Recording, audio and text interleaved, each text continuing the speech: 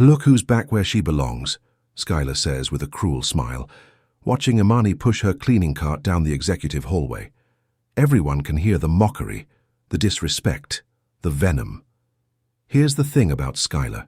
She's not even the boss. She's just an assistant who thinks her proximity to power makes her powerful. But what this assistant doesn't know is that yesterday, Imani saved a $500 million deal by speaking perfect Korean. What she doesn't know is that her racist comments are already being investigated. What she doesn't know is that the cleaning lady she's mocking has evidence that will destroy her career. Imani keeps cleaning, keeps her head down. But everything changed yesterday, when Skylar tried to humiliate her in front of Korean executives. Yesterday, when Skylar made the biggest mistake of her life. The phone in Imani's pocket buzzes, a text in Korean characters, a message that's about to flip everything upside down. "Miss Brown, we'd like to offer you a position."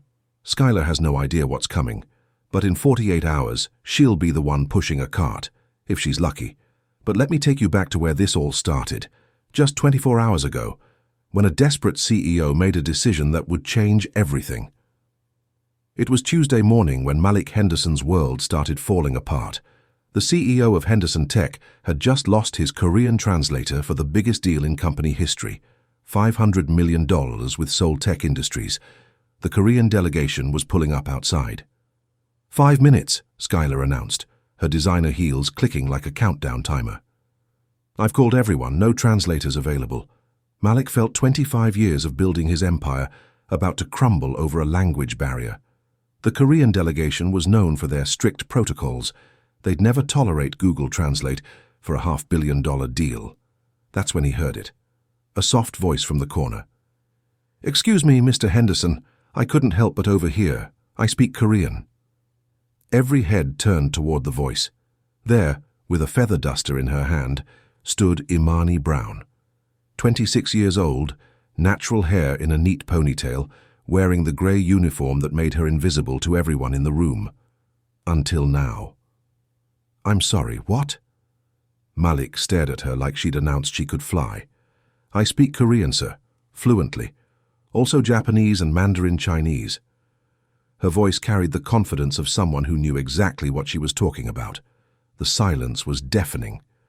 You could hear the air conditioning humming, traffic from 42 floors below, and somewhere in the building, a copy machine running. Skylar broke the silence with a nervous laugh that sounded more like a bark. "Imani, this really isn't the time for jokes. We're talking about a $500 million international deal." But Imani didn't laugh. She stood there, calm as a summer morning, holding that feather duster like a scepter. "I'm not joking, Mr. Henderson. I studied East Asian languages and international business at Wayne State University. I've been working here for 2 years, listening to every Korean business call you've taken, every strategy meeting about this deal. Now, here's what you need to understand about Imani Brown.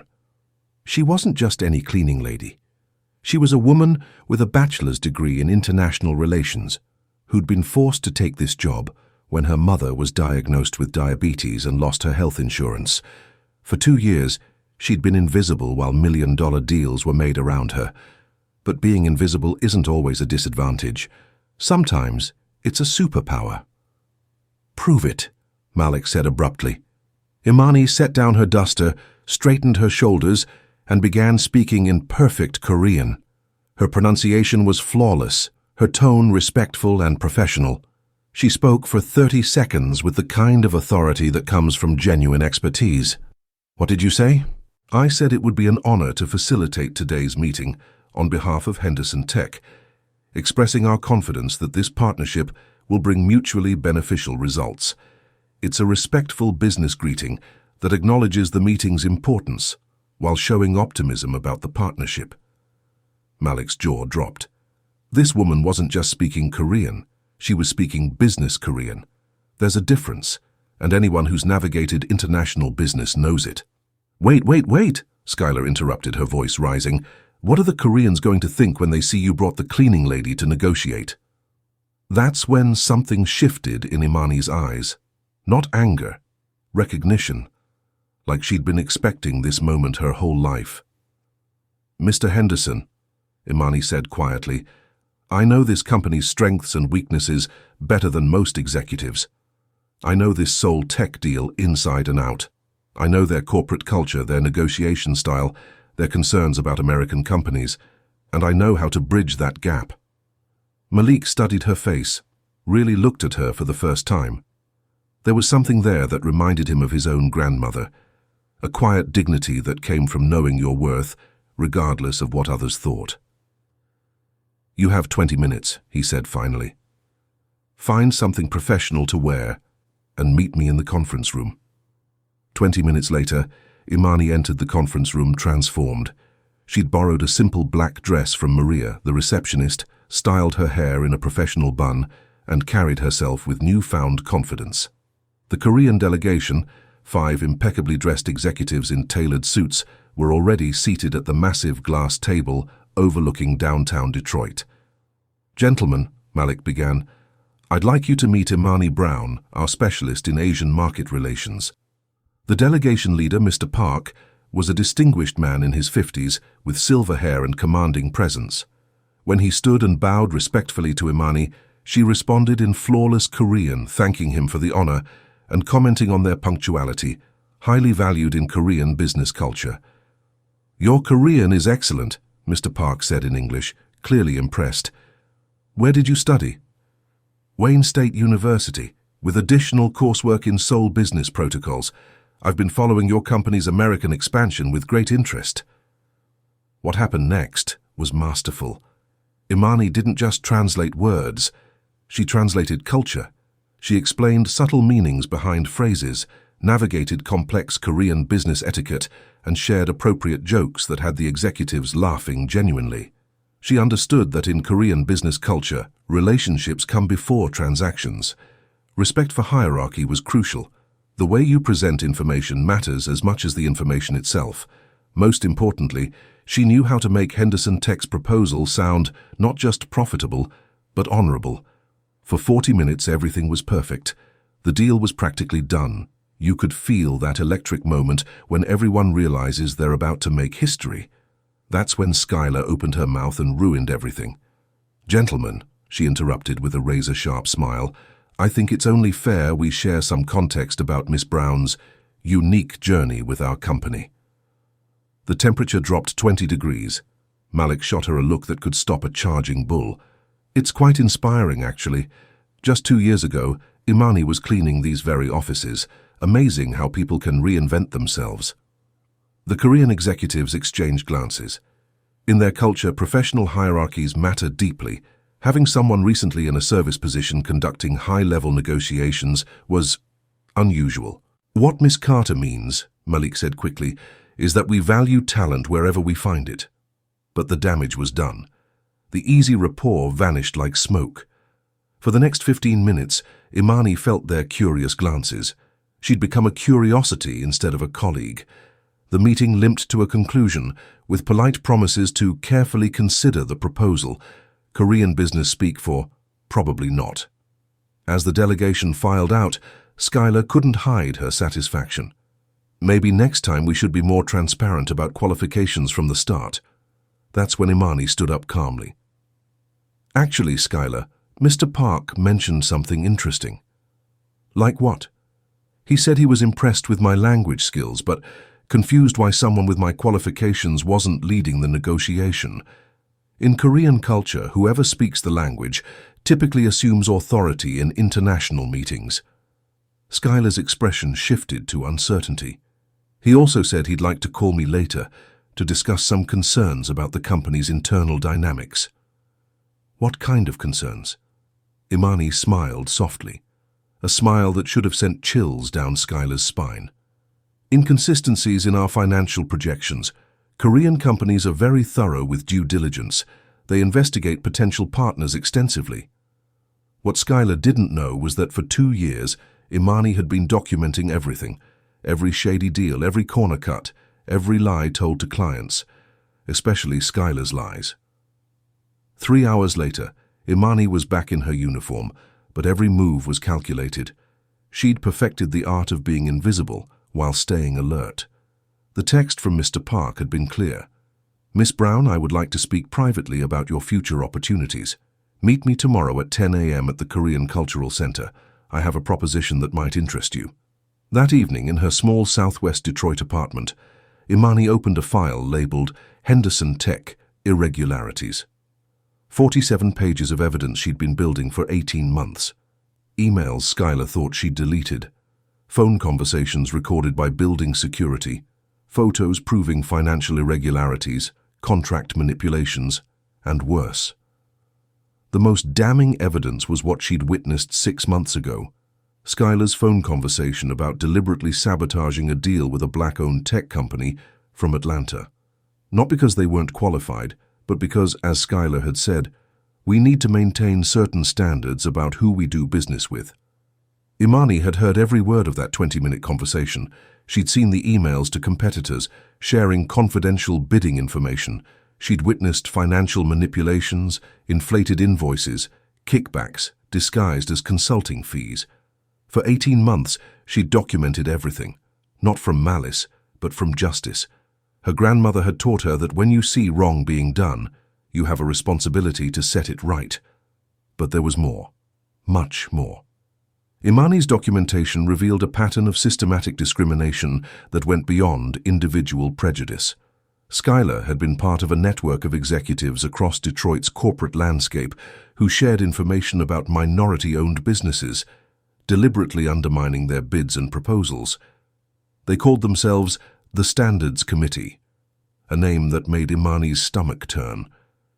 The evidence included screenshots of private social media groups where these executives mocked potential partners, shared racist jokes, and coordinated efforts to maintain what they called appropriate business relationships. It was a conspiracy that had cost minority businesses millions in lost opportunities. The next morning at the Korean Cultural Center, Mr. Park waited with Dr. Kim, head of international development for Seoul Tech Industries. "Miss Brown," Mr. Park began, switching to Korean, "yesterday I observed not only your linguistic abilities but something more valuable, your composure under pressure and deep cultural understanding." Dr. Kim leaned forward. "We're expanding into the American market significantly. We need someone who understands both Korean culture and American business practices from the inside." For 2 hours, they discussed market strategies, cultural differences, international business challenges. Imani found herself speaking more confidently than she had in years. When Dr. Kim slid a business card across the table, Imani's eyes widened. Brown International Consulting was printed in English and Korean, with an annual salary 4 times her Henderson Tech wages. "One condition," Mr. Park said seriously. "Help us investigate irregularities in Henderson Tech's financial records. Our research suggests violations of federal trade regulations." But Mr. Park revealed something that made Imani's blood run cold. Seoul Tech Industries wasn't just any company. They were partners with the Korean government's anti-corruption task force. They'd been investigating American companies suspected of discriminatory practices for months. "Miss Brown, your company is already under federal investigation. The FBI's Financial Crimes Division has been building a case for 8 months. They've been waiting for someone on the inside to provide the final pieces of evidence." Imani felt her world shift. "You're saying the FBI already knows about the corruption?" "We're saying the FBI asked us to identify it. Seoul Tech Industries has been working with American law enforcement to root out companies that discriminate against minorities in international business. Your Henderson Tech was flagged 6 months ago." The implications hit her like a freight train. The Korean deal wasn't just business, it was a federal sting operation, and Skylar had walked right into it. The emergency board meeting at Henderson Tech buzzed with nervous energy. Malik had called it after receiving notice of a federal investigation into financial irregularities and trade regulation violations. The 12-person board sat around the massive conference table, faces grim. Skylar entered like she owned the room, designer suit-clicking authority across marble floors. She'd spent all night preparing her defense, convinced she could spin this as sabotage by a disgruntled cleaning lady. "Well," she began confidently, "I assume we're discussing yesterday's disaster As I warned, putting an unqualified employee in critical negotiations was reckless and has cost us a $500 million deal plus federal attention. She paused dramatically. I've prepared a comprehensive report with recommendations for preventing similar situations. We need professional standards, not decisions based on desperation. The door opened quietly. Imani entered wearing an impeccable navy suit, not borrowed but purchased with her Soul Tech advance. She carried a leather briefcase and moved with the confidence of someone who'd finally found her place. "Sorry I'm late," she said calmly, taking an empty seat. "I was reviewing important documents with federal investigators." The silence was deafening, every eye focused on her. "With all due respect, what is she doing here?" Skylar's voice dripped with barely concealed rage. "She's here," Malik replied coldly, "because the Korean delegation specifically requested her presence to address accusations against our company. She's also here because the FBI requested her presence." Imani opened her briefcase with deliberate precision, pulling out a laptop and manila folders. "Mr. Park contacted me yesterday with specific concerns about Henderson Tech's financial practices. Their due diligence discovered evidence of contract manipulation, bid rigging, and federal anti-discrimination violations." "That's absolutely ridiculous," Skylar exploded. "What evidence could a cleaning lady possibly have?" The smile crossing Imani's face was soft but devastating. "The kind you gather when you're invisible for 2 years and people talk like you don't exist. The kind the FBI has been waiting for." Fear flickered across Skylar's eyes for the first time. Imani connected her laptop to the projection system. The first image was an internal email from Skylar to a client, dated 8 months ago.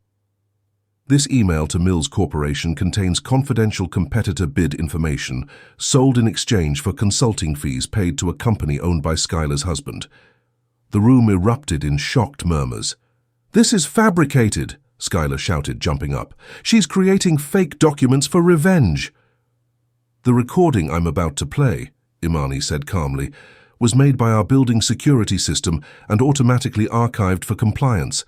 It's also been verified by FBI forensics." She clicked a button. Skylar's voice filled the room, crystal clear. "We can't let these people think they belong in executive meetings. It's about maintaining proper standards. We have an image to protect." Mr. Johnson, a 65-year-old black board member, leaned forward with barely controlled anger. "Skylar, is this true?" "That's completely out of context," Skylar stammered, sweat beading her forehead. "You don't understand the pressure to maintain company standards."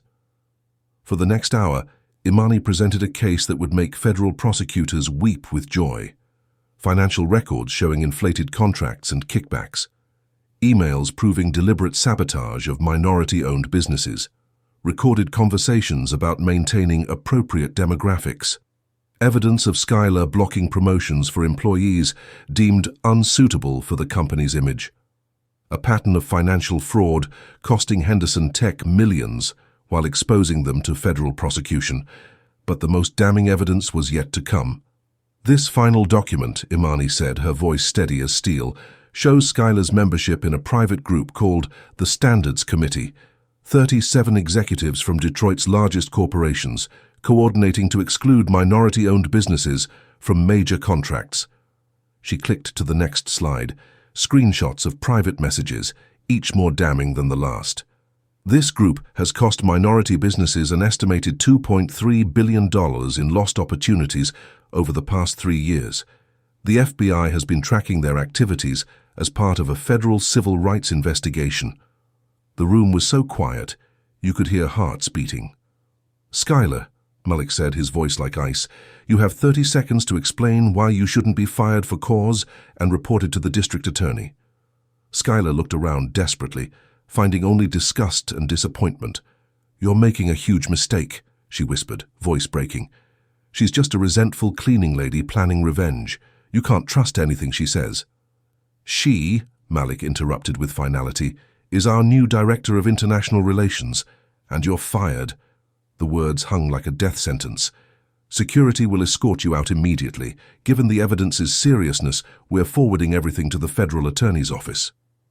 As security appeared, Skylar turned to Imani with pure venom. You might have won today, but that doesn't change what you really are. Imani met her gaze with unwavering calm. You're absolutely right. I am exactly what I've always been, someone who watches, learns, and acts at the right moment. The difference is, now I'm finally where I belong. As Skylar was led away, career in ruins, Imani felt something she hadn't experienced in years: justice served. But the story doesn't end there. 3 months later, Imani sat in her new office on the 40th floor, reviewing contracts with companies from Seoul, Tokyo, Shanghai, and Singapore.